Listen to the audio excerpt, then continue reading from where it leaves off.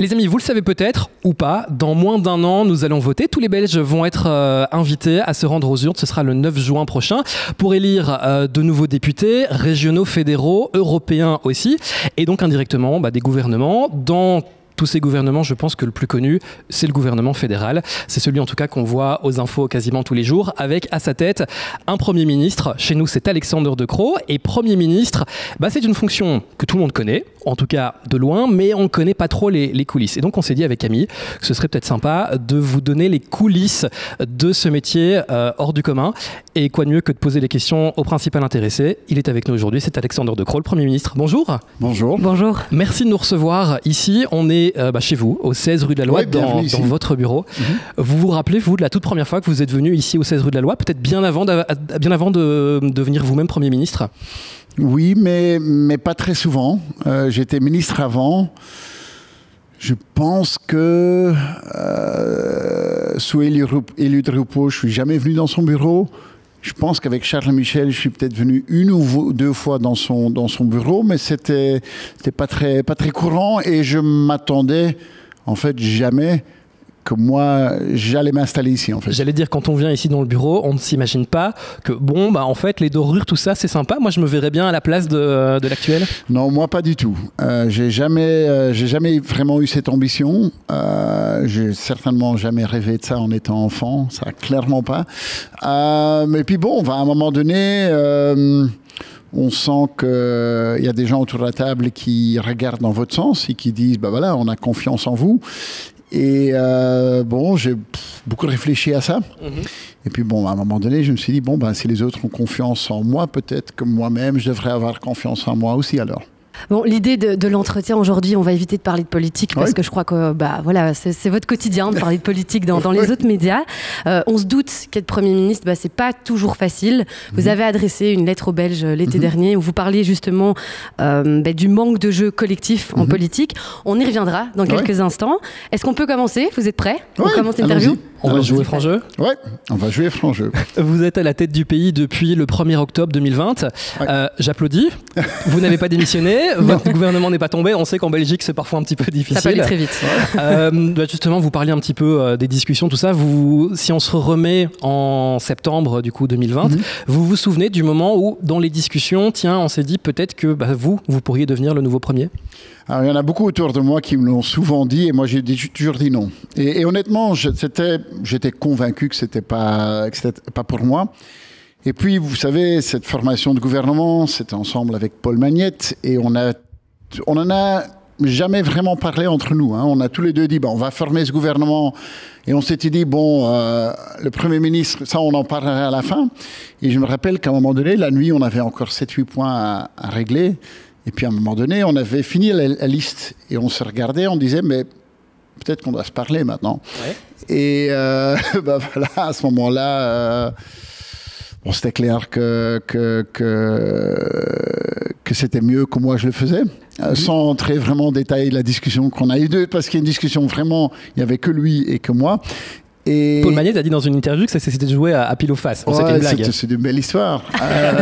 Et puis je me rappelle que c'était 7h du matin, on devait avancer. Moi, je n'avais pas dormi, je ne m'avais pas rasé, donc on avait trouvé quelque part une chambre d'hôtel pour que rapidement je puisse quand même un peu me laver. Et j'avais appelé à la maison, ma femme, mes enfants, et j'avais dit, voilà, ce sera pour moi. Et je sais qu'ils disaient, c'est bien. Donc, ils ne s'y attendaient pas. Hyper cool. Et j'avais dit à mes enfants, j'ai dit, mais vous savez, vous allez aller à l'école maintenant. C'est un secret, vous ne pouvez pas le dire parce que tout le monde, c'est pas encore, tout le monde ne le sait pas. Et donc, mon fils, il avait à ce moment-là, j'imagine, 8 ans. Il était allé à l'école, il n'avait rien dit. Puis, vers midi, tout le monde le savait, naturellement. Et donc, il y avait des gens qui venaient chez lui qui disaient « Ah, Gabriel, félicitations avec ton papa ». Il disait « Non, c'est pas vrai. » Et tout le monde disait « Mais attends, c'est dans les nouvelles. » Et lui pensait que c'était toujours un secret. Mais justement, quand on devient Premier ministre, on va parler des petites étapes. Ouais. Est-ce que vous avez un entretien avec le Premier ministre sortant? On le rappelle, à l'époque, c'était Sophie Louis-Mess. Oui.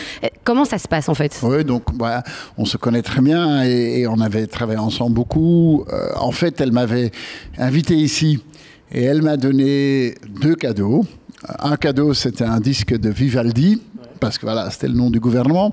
Et puis, quelque chose qui était assez amusant, un mug, donc une sorte de tasse de café, avec le chiffre 53.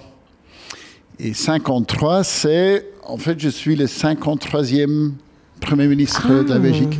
Et j'ai trouvé ça un super geste. C'était vraiment bien trouvé. J'ai toujours regardé ce coffee mug chez moi à la maison. Est-ce que Sophie Wilmès vous a aussi communiqué des secrets d'État? Est-ce qu'elle vous a donné des codes nucléaires? Comment ça se passe? Ouais, dans les films, c'est comme ça. Hein, mais en Belgique, on n'a pas de code nucléaire. Nous, on a parlé pendant 1 heure un peu sur, voilà, c'est quoi les dossiers. Et où on a parlé un petit peu sur, voilà, qu'est-ce qui a été difficile, qu'est-ce qu'elle a bien aimé. Et puis, elle est restée dans mon gouvernement. Elle était ministre des Affaires étrangères. Donc, de toute façon, on n'était pas très éloignés les uns des autres. Mais c'était une bonne combinaison où elle m'a un peu expliqué les choses. Et d'un autre côté, le coffee mug, c'était quelque chose de bien. Donc, il n'y a pas d'échange de secrets. Ça, c'est dans les films. Non, ça c'est vraiment dans les films, en effet. Vous êtes à la tête du gouvernement fédéral. Peut-être juste expliquer en quelques mots la différence entre le gouvernement fédéral et les gouvernements régionaux. Ah oui.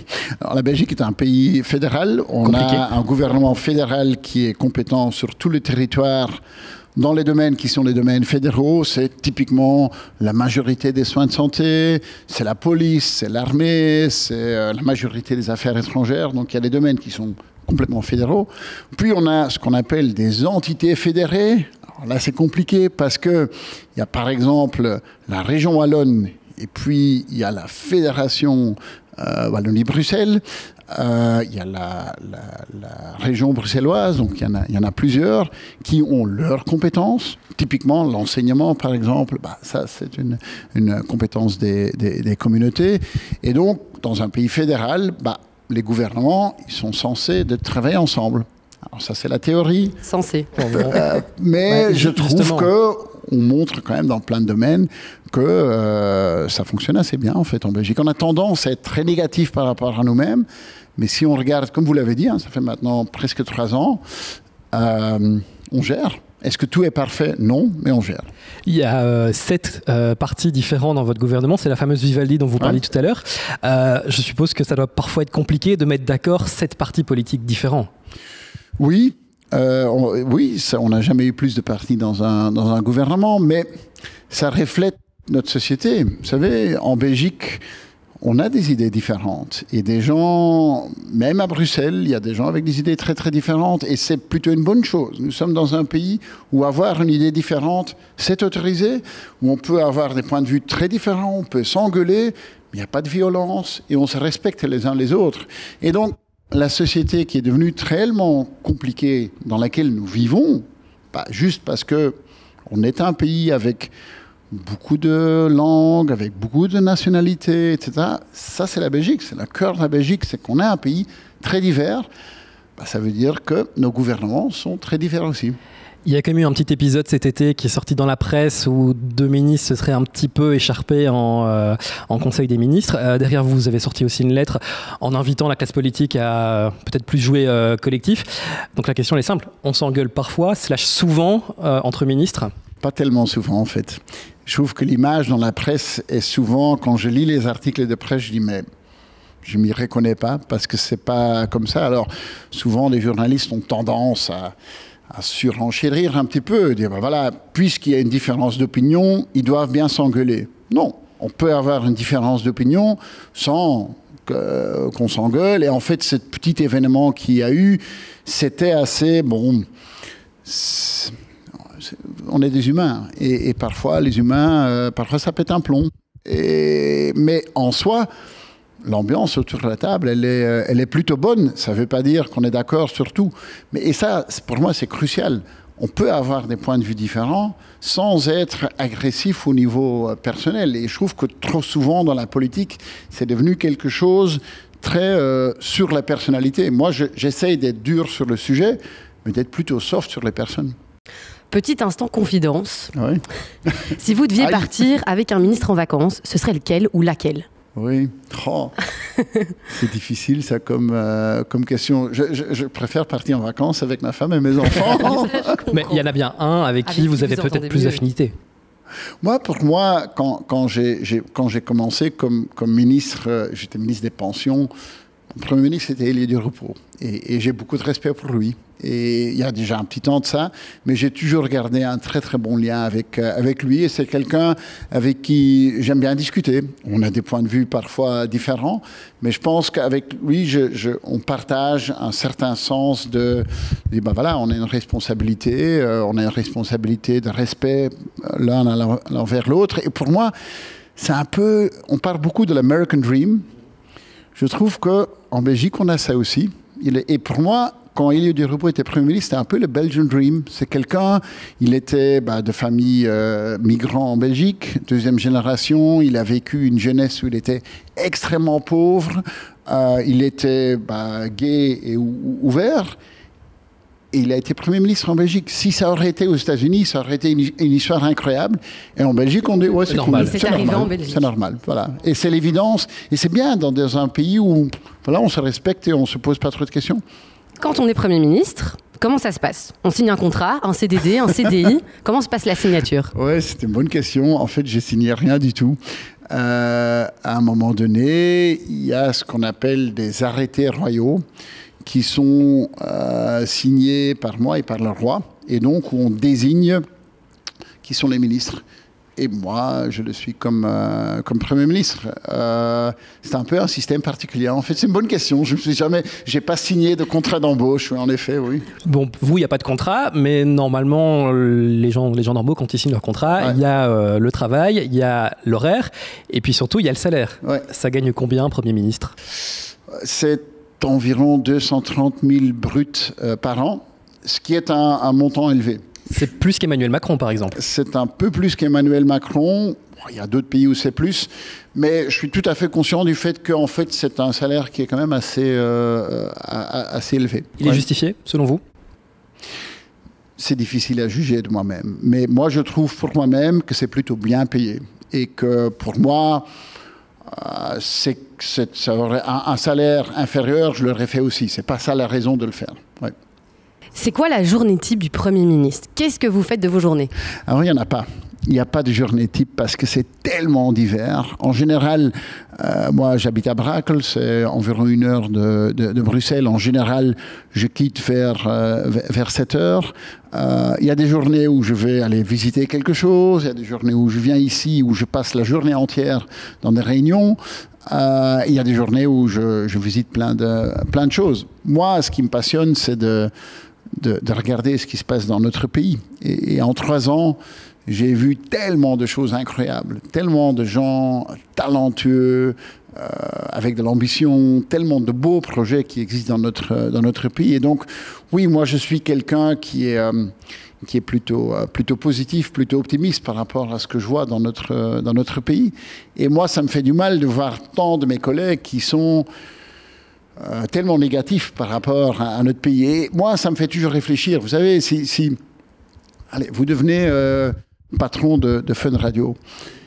Si pendant les premiers 6 mois, vous allez dire « mais Fun Radio, c'est vraiment de la merde », ça ne fonctionne pas. C'est pas comme ça que ça fonctionne. Vous devenez entraîneur de foot, d'une équipe de foot, vous n'allez pas commencer à dire « il n'y a rien qui se passe bien ». Donc, il faut être positif tout le temps. Voilà, vous allez plutôt regarder c'est où les opportunités, vous allez dire « là, on a un problème, mais ça, on peut faire bien ». Et donc oui, moi, je suis plutôt quelqu'un qui regarde les choses qu'on fait bien et j'essaie de mettre ça en valeur. Vous disiez que vous habitez Brakel. On dort où quand on est Premier ministre? Est-ce qu'on dort chez soi? Je sais qu'il y a un logement de fonction. Ouais. On dort pas dans le bureau. Non, on préfère pas dormir dans le bureau et certainement pas dans les réunions. Non, moi, je n'ai encore jamais logé dans ce qu'on appelle Lambermont, qui est l'endroit de fonction. Moi, qui est au bout de la rue, en plus. Qui est au bout de la rue. En fait, la règle que ma femme et moi, du début, on a toujours dit, je rentre à chaque fois. Et elle aussi, elle travaille à Bruxelles, elle a parfois des longues journées. Et on a eu ça comme règle parce que comme ça, on voit les enfants. Et même, ça arrive que j'arrive à 4 heures du mat et que je repars à 7 heures, mais au moins, les quelques minutes, je les ai vus. Donc moi, je rentre toujours. Vous disiez, il n'y a pas de journée type, mais il y a quand même quelque chose que vous faites chaque semaine, c'est rencontrer le roi. Oui. Il est comment, le roi Philippe ? C'est quelqu'un de bien. Et je ne peux pas en dire beaucoup parce que vous savez que la discussion qu'on a, c'est une discussion qu'on a chaque semaine. Et il y a quelque chose, on appelle ça le colloque singulier, c'est un mot un peu compliqué, mais ça explique que la discussion qu'on a entre nous est une discussion qui est, voilà, on n'en parle à personne. Et je dois dire que moi j'apprécie beaucoup parce que c'est un moment d'1 heure où on fait un peu l'état des lieux, on se dit qu'est-ce qu'on va faire cette semaine, c'est quoi les difficultés que j'éprouve et comment et en pouvoir discuter avec quelqu'un qui n'est pas parti pris et qui dit voilà, vous pouvez me faire confiance. Je trouve que c'est quelque chose d'intéressant. Et oui, en fait, j'ai une habitude, j'y vais toujours à pied, c'est l'autre côté du parc. Ouais. Et donc, c'est une promenade de 10 minutes là-bas. On discute et puis une promenade de 10 minutes et ça me fait réfléchir un peu. C'est quel jour ce rendez-vous? C'est toujours lundi, c'est le lundi. Je l'ai fait ce matin. On vous a croisé vers midi en arrivant, donc vous reveniez de chez le roi. Je revenais, ça je n'avais pas vu quand je vous ai croisé. Donc en effet, je revenais de là. Alors dans la théorie même, en fait le roi peut faire 3 choses. Il peut vous poser des questions, il peut vous encourager à faire quelque chose et il peut vous prévenir de quelque chose. Bon, alors ça, c'est la théorie, c'est une discussion qui est assez ouverte en fait. Quand vous devez joindre le roi, ça se passe comment? On passe par le cabinet? Vous avez son numéro de GSM? J'essaie de savoir. Hein. Non, c'est une bonne question. Ça dépend un petit peu. Oui, j'ai son numéro de téléphone et on s'appelle ou on envoie des messages. Alors, c'est pas tous les jours, clairement. Si c'est pour des choses qui demande un peu plus de préparation, j'ai mon chef de cabinet qui contactera son chef de cabinet. Puis dans les autres habitudes, j'essaye chaque semaine au moins de préférence 2 fois, d'amener mon fils à l'école. Et pour l'instant, il m'autorise encore à le faire. Ça, c'est le plus jeune. L'aîné, c'est le plus âgé, c'est l'aîné, c'est ça? L'aîné, oui. L'aîné, lui, il a déjà décidé, papa, c'est fini. C'est fini, j'y vais tout seul. On parlait du numéro du roi. Quand on est Premier ministre, est-ce qu'on a aussi le numéro des chefs d'État? Par exemple, Emmanuel Macron, Joe Biden, je suppose que là, on est un peu haut, mais vous avez des numéros de téléphone personnels des chefs d'État? Oui, il y en a. Oui, Emmanuel Macron, certainement. Beaucoup de mes collègues européens, oui. Joe Biden, non. Je l'ai rencontré quelques fois. C'est quelqu'un d'incroyablement chaleureux. Moi, j'aime bien le rencontrer et je ne me pose pas trop de questions. Je me dis, voilà, c'est un être humain comme moi et qui a aussi des questions, des bonnes journées et aussi des mauvaises journées. Et qui est la personne, une personne célèbre que vous avez dans votre téléphone, dont vous avez le numéro de téléphone? Est-ce que vous pouvez nous donner un nom? Mais c'est pas... Pour moi, c'est pas une sorte de status symbol. Oui, il y a plein de gens en Belgique, sportifs, artistes, que je connais, dont j'ai le numéro de téléphone, mais c'est pas quelque chose dont je me vante. Donc pour moi, c'est pas... Vous êtes humble, c'est bien. Non, mais voilà, pour moi, c'est pas ça l'élément important. Pour certains, ils diront « Oh, ce sportif-là, c'est incroyable », et d'autres diront « Tiens, cet artiste-là ». Moi, c'est pas ça l'élément important. Je m'en vante pas. Quand on est Premier ministre, il y a des avantages, des désavantages, des choses qu'on peut faire, qu'on ne peut plus faire. On va vous poser une liste de questions. Vous répondez juste par oui ou par non. Vous nous dites si vous pouvez le faire ou pas. Je vais essayer. Ça marche. Quand on est Premier ministre, est-ce qu'on peut toujours faire ses courses tout seul? Oui. Est-ce qu'on peut conduire sa voiture tout seul? Oui, et j'adore le faire. Est-ce qu'on remplit soi-même sa déclaration d'impôt? Je le fais à moitié. Donc je fais une partie et puis je demande à quelqu'un qui s'y connaît comme bien de m'aider un petit peu parce que faire des fautes dans sa déclaration d'impôt, ce serait vraiment pas une chose pour moi de le faire. Est-ce qu'on peut faire sauter ses PV de stationnement? Non. Non, et oui, ça m'est arrivé. Donc non, je remplis gentiment et je paye. Est-ce qu'on peut aller en boîte de nuit quand on est Premier ministre? Oui, certainement. Et je pense que là, il y a un petit temps que j'ai plus fait. Mais par exemple, les festivals de musique cet été, j'en ai fait plusieurs. Et incognito? Non, je me cache pas. Et donc, ce qu'on voit, c'est que voilà, quand il y a un concert, les gens ont tendance à regarder le podium, donc c'est pas grave. Et puis quand le concert est fini et tout le monde se retourne, tout à coup, ils me voient. Et bon, mais c'est plutôt gentil. Je trouve qu'en Belgique, on est dans un pays où les gens sont plutôt cool. Et quand les gens reconnaissent, il y en a certains qui demandent un selfie, moi ça me gêne pas, mais les gens sont plutôt cool en Belgique et c'est bien. Est-ce qu'on peut aller au cinéma tout seul? Oui, certainement. Mais tout seul, il y a longtemps que je ne l'ai plus fait, mais avec mes enfants, oui, certainement. Oui. Et actuellement, on insiste beaucoup sur la mobilité douce. Est-ce qu'on peut encore prendre le métro en tant que Premier ministre? Oui, certainement. Et où j'habite à Brakel, j'essaye de quand même faire pas mal de choses en vélo. Et oui, certainement. Et en trottinette aussi?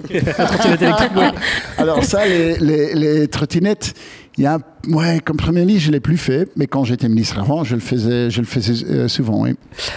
Si on est Premier ministre, est-ce qu'on peut encore, en toute dernière minute, être invité par un ami qui veut faire un barbecue dans son jardin? C'est possible? Ah oui, et je suis heureux que mes amis m'invitent encore. Mais oui, il y a des amis qui habitent tout près de chez moi, qui souvent ils m'envoient un message en disant « Tiens, on est sûr que tu n'es pas à la maison, mais si tu es là, tu es bienvenu. » D'après vous, c'est quoi les avantages d'être le Premier ministre de la Belgique? Avantage. Honnêtement, je le vois, c'est un honneur de pouvoir le faire et on me permet de le faire. Et voilà, moi, ma motivation, c'est parce que je vois plein de potentiel dans un pays que moi, je trouve qu'on vit dans un pays fantastique. Ça ne veut pas dire que tout est fantastique, mais je pense qu'il y a plein de choses dont on peut vraiment être fier. Et moi, je voudrais qu'il y ait plus de choses dont on peut être fier. Et donc, oui, c'est un honneur de pouvoir le faire. Moi, chaque jour, je fais mon maximum. Mais voilà, je suis certainement pas le seul à pouvoir le faire. À un moment donné, ce sera quelqu'un d'autre de le faire. Et je serai aussi content le moment où c'est fini. Et comment vous arrivez à concilier vie privée et vie professionnelle quand on est Premier ministre? Vous êtes l'homme le plus occupé de Belgique. Ça doit être compliqué parfois. Il y a d'autres gens qui sont très occupés aussi. Mais alors, cet équilibre, parfois, il est là et parfois, il n'est pas là. Et il faut l'assumer que de temps en temps, il y a des périodes difficiles et que voilà, parfois, chez nous à la maison, ça gueule un petit peu parce que voilà, il y a un moment difficile et dans des moments difficiles, parfois des moments difficiles pour les enfants, je suis pas toujours là. Donc, ma femme et moi, on s'est dit, on sait que dans les années à venir, il va y avoir des moments où l'équilibre n'est clairement pas là. Et on gère, mais comme plein de gens en Belgique qui ont des moments difficiles et ils gèrent. Quelque chose qui est omniprésent dans votre vie aussi, fatalement, c'est la sécurité. Vous êtes Premier ministre, c'est normal. Comment on vit avec ça? C'est des gens qui font leur boulot et ils font bien leur boulot. Et c'est vraiment des professionnels. Et voilà, souvent, vous n'allez pas les voir parce qu'ils sont assez discrets. Et bon... Ça fait partie de la fonction. Et pour moi, c'est comme ça que je le vois. C'est pas par rapport à moi, c'est par rapport à la fonction. Mais en 3 ans, jusque maintenant, les gens étaient plutôt sympas avec moi, donc il n'y a pas eu de problème. Quelles sont vos activités, vos hobbies dans la vie? Qu'est-ce que vous aimez faire? Moi, j'aime bien faire du sport, donc aller faire du vélo. Moi, j'adore faire du VTT. Vous allez à la salle de sport? Ouais, pas à la salle de sport. J'adore faire du sport à l'extérieur. Donc, je vais courir avec mon chien ou je fais du vélo. J'aime bien faire du VTT. J'aime bien écouter la musique. Ça, je peux faire tout seul. Et puis, j'aime bien m'amuser avec mes enfants. Ils ont 12 et 15 ans. Je suis sûr qu'à un moment donné, ils vont dire « Bon, papa, on y va tout seul, donc maintenant, ça va encore. » J'ai une autre question pour vous. On est à l'ère des réseaux sociaux. Voilà, tout le monde communique sur les réseaux sociaux. Est-ce que vous avez des pages privées, Insta, Facebook, TikTok? Un faux compte, peut-être? Oui. Non, j'en ai pas. Donc, j'ai mes comptes qui sont publics, mais j'en ai pas fait des privés. Alors, pour moi, les réseaux sociaux, au début, ça m'a beaucoup aidé. Moi, c'est quelque chose qui m'a beaucoup aidé à pouvoir passer rapidement en contact direct. Bon, maintenant, c'est devenu tellement grand que c'est un peu compliqué. Je regarde pas trop souvent parce que j'ai juste beaucoup de choses à faire. Mais j'en ai pas d'autres. Mais ce que j'ai vu, c'est qu'il y a des faux comptes qui essayent de se mettre à ma place. Et donc, faut savoir, ceux qui se font inviter par le soi-disant compte privé, ça n'existe pas, j'en ai pas. Donc ça veut dire que là, si je vais sur Facebook, je cherche Alexandre De Croo, j'ajoute un ami, ça va tomber sur votre téléphone? Ça va tomber sur mon téléphone, mais ces notifications-là, je les ai coupées parce que sinon, il y en a trop. C'est pas possible, c'est pas grave. En tant que Premier ministre, est-ce que parfois on voit passer, on va dire comme ça, des grosses conneries dans la presse, mais qu'on n'a pas le droit de démentir parce que potentiellement les choses sont confidentielles? Ça peut concerner tous les domaines. Oui, ça arrive. Je lis parfois des choses, je me dis, c'est pas comme ça que ça s'est passé. Moi, je trouve que j'essaie d'être très prudent par rapport à la presse. Vous savez, on a un pays avec une liberté de presse et on considère comme une évidence, mais il y a plein d'endroits au monde où ça n'existe pas. Alors, s'il y a quelque chose qui est faux, je vais souvent demander à mon porte-parole de dire, bah voilà, c'est pas comme ça que ça s'est passé. Mais il faut faire une différence entre ces choses qui sont des faits ou des choses qui sont des opinions. Alors, bah voilà. Oui, naturellement que je lis parfois des opinions où je me dis, mais je suis pas du tout d'accord. Mais ça, on est dans un pays où voilà, les pensées sont libres. Et donc ça, il faut vivre avec. Hein. En tant que Premier ministre, c'est quoi votre meilleure anecdote? Est-ce qu'il y a un souvenir que vous aimeriez partager avec nous? Oui, j'y ai pensé. Est-ce que... Il en a une, je pense. Oui, je pense aussi. Elle arrive. Il y en a certainement. Il y en a eu plein. Moi, je trouve que... Vous savez, moi, je ne suis pas quelqu'un que la célébrité, etc., ce n'est pas quelque chose d'important, mais le moment où Air Force One était à Bruxelles, et il y a Joe Biden qui descend de l'escalier, il y a quand même un moment où je me suis dit, mais c'est pas possible, c'est un rêve, parce que c'est tellement une scène de film. Et puis, on parle avec un être humain, en fait, et on se dit, tiens... la personne, c'est une personne comme vous et moi. Et oui, pour moi, c'était un moment où j'ai eu ce flash de 1 ou 2 secondes où je me disais, mais c'est pas possible. Que je le vis vraiment. Que je le vis vraiment, ouais. Que c'est la réalité. Ouais. On a eu la même chose il y a 10 minutes en arrivant dans votre bureau. Je vous avoue. Je sais pas le dire. Mais c'est pas la même chose. Vous savez, la Belgique, on n'est pas les États-Unis. Il y avait, à ce moment-là, je pense qu'il atterrissait. Et on appelle ça Air Force One. Et en fait, à ce moment-là, moi, je suis allé prendre mon vaccin, je pense. Et j'étais allé en vélo. Et j'ai un vélo belge qui s'appelle Cowboy. C'est une marque belge. Cowboy. Et en fait, c'était le Cowboy One.